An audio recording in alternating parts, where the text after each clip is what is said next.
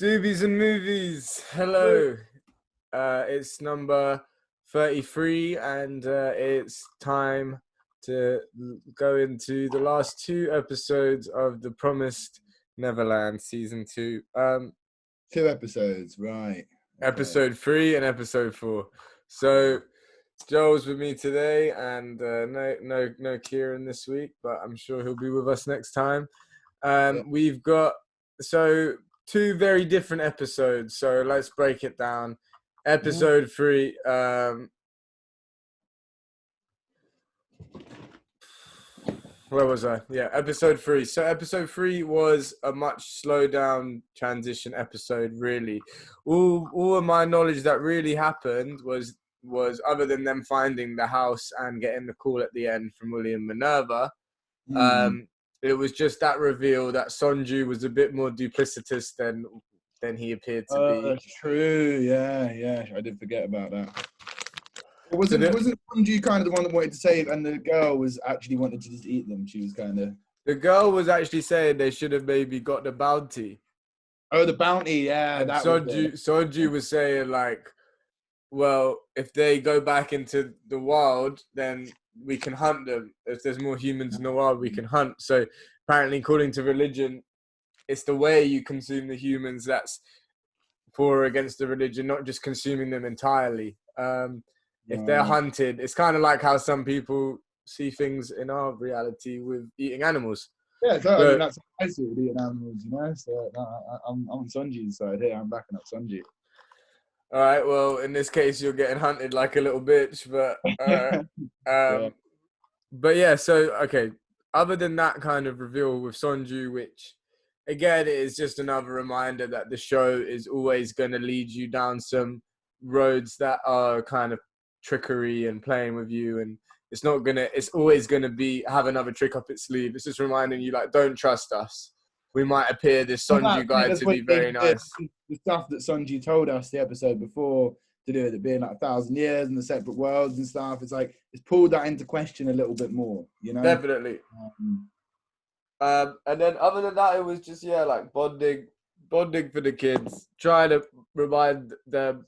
What I like about this show is it's probably why we didn't do one last week for this episode, but I like that they're quite in charge of their pacing. They know that that something could happen quite soon, but they're still aware that this is also a time where they can throw too much at you and lose the characters a little bit. So, and I think when you were in the first season kind of mainly focusing on other kids, there's a lot of kids now that you didn't really get to know in season 1, is basically the point that I'm trying to make. And they have to try and, because I can't name them all, I can't give them all personalities, and they need to try and do that. 5 old ones, and then the other ones I don't really know, to be honest. Yeah, but if they're going to start killing them off and stuff, and they need to try and make that hit home, and they need to, make them feel like they are their characters. They are doing quite well at trying to establish this new dynamic with these kids.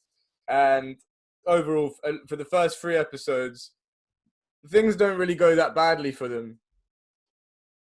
They kind of get some purpose. They get taken in by people that don't kill them, that show them how to survive. They, up until episode 4, nothing really goes too bad. And even in the first, moving on to episode 4, the episode 3 ends with them getting the call from the guy they were waiting for the whole time. So everything kind of goes right, first 3 episodes. But going into episode 4, start really not going right.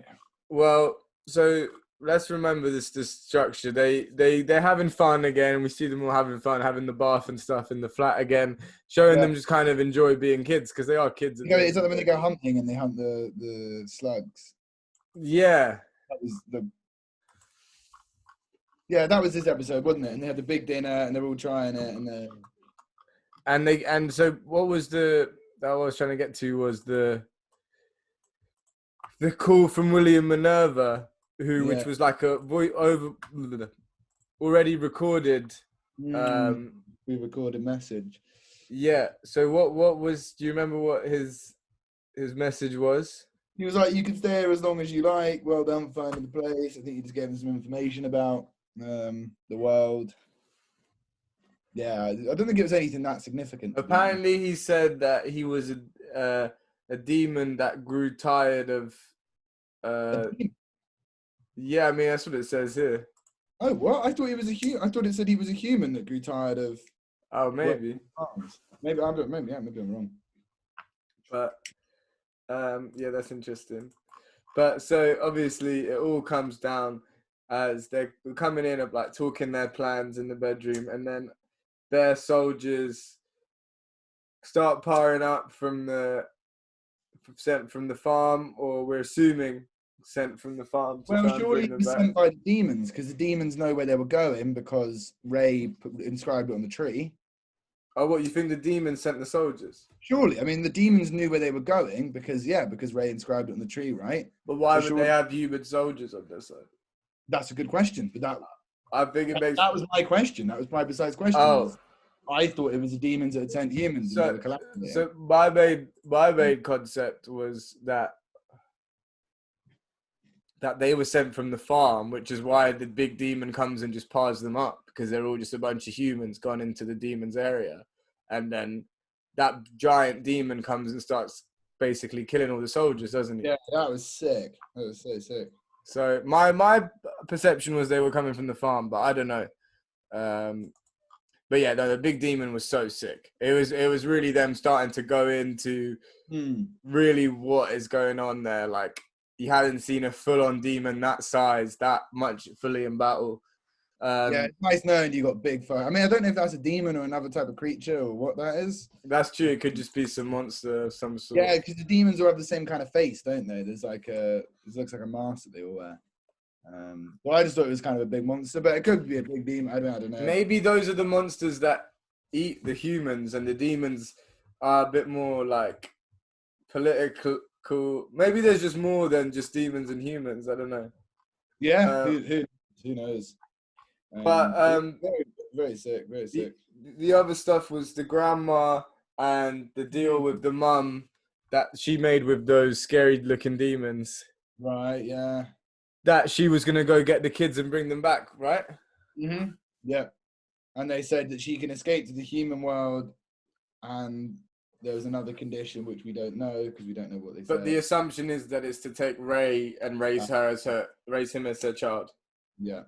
Which is really sick. Means that in this 4 episodes, now you're finally starting to understand maybe where this season's arc is going, where the season story is going. I mean, they did a really good job to naturally transition from the end of season 1 to season 2, and in this episode start kind of put more chess pieces on the board.